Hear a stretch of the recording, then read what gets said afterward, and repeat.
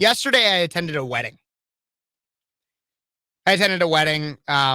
Over at, you guys might know Desi Anderson, Hesed House. Amazing, amazing venue. Love it there. I had a beautiful date, by the way, too. But I'm digressing a bit. But I had this wedding yesterday, but the circumstances of which led me to attend this wedding are, to me, proof of God.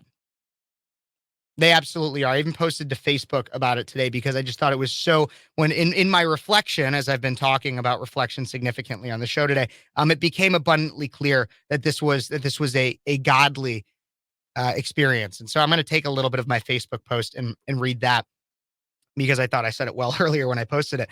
But over the summer, I was at a bar. Yep. So godly experiences can start in a bar, I'll tell you. I was at a bar. And I was sitting on the rooftop of the bar, Six Strings in Bloomington. Love that place. I love Brian. He's the general manager there. It was amazing. It's always amazing. I always love going there. But I was at this bar, and I was sitting on the rooftop at a beer, just enjoying a summer night. I was on the roof alone, scrolling through my phone, and there was a group of people that were next to me at a table, and they were a little loud, but it wasn't like annoying or anything. And they saw me, and they were like, "Hey, like, what's going on? Like, come on over here. Like, have a good conversation with us." And so I do. I'm a pretty social guy. I talk a lot. I can talk people's ear off. I talk here for 2 hours every Sunday. Like, I'm going to accept the invite. And so I do. I go sit down with them. To my surprise, so it's a group of probably about 8 people. 2 of them had gotten engaged that day. That day, they had gotten engaged. And they were out celebrating. I got to know them that night, and it was a lot of fun.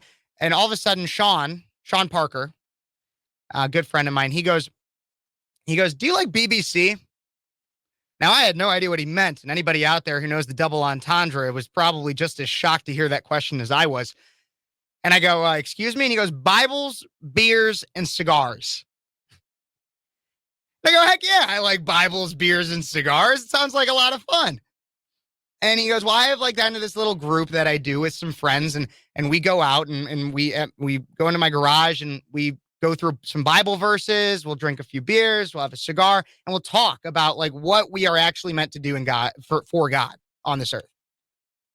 And so ever since that summer night, I've been attending this Bibles, beers, and cigars. There's been a few weeks off when I was busy or something like that, but for the most part, every Tuesday I would go to Bibles, beers, and cigars. I got to know Sean really well. I got to know his fiance, Maddie, to the point of which I was invited to their wedding, which was yesterday.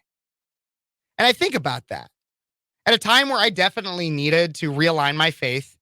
And I was struggling when it came to friendship, as many had graduated college and moved on or had different things planned.